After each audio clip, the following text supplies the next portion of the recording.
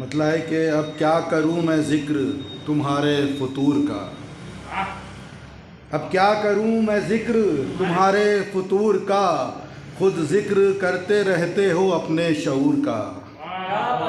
अब क्या करूं मैं जिक्र तुम्हारे फतूर का, अब क्या करूं मैं जिक्र तुम्हारे फतूर का, खुद जिक्र करते रहते हो अपने शऊर का। और एहसास जिसको हो गया अपने कसूर का, एहसास जिसको हो गया अपने कसूर का, पाया उजाला उसने ही ईमा के नूर का। एहसास जिसको हो गया अपने कसूर का, पाया उजाला उसने ही ईमा के नूर का। ये शेर बतौर ख़ास एक जान मोमिनीन हैं कुल कायनात के, एक जान मोमिनीन हैं कुल कायनात के, कुछ फ़र्क ही कहाँ है करीब और दूर का। एक जान मोमिनीन हैं कुल कायनात के, कुछ फ़र्क ही कहाँ है करीब और दूर का। भाई शेर देखें आज के हालात हजरा पे है कि जुमलों के चंद दाने हवा में उछाल कर,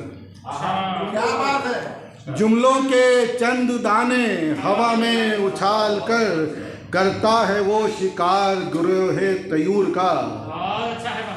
जुमलों के चंद दाने हवा में उछाल कर, और करता है वो शिकार गुरोहे तयूर का। और कहता है अपने मन की ये सुनता नहीं कभी, कहता है अपने मन की ये सुनता नहीं कभी, हाकिम है या ये है कोई पैकर गुरूर का।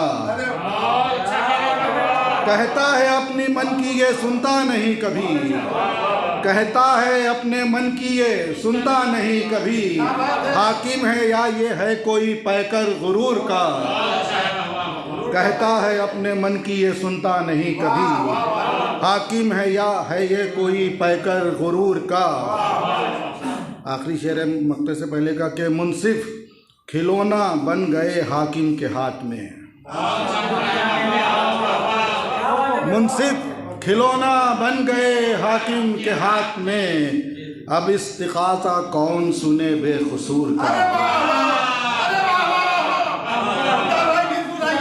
मुनसिफ खिलौना बन गए हाकिम के हाथ में, मुनसिफ खिलौना बन गए हाकिम के हाथ में, अब इस्तिग़ासा कौन सुने बेकसूर का।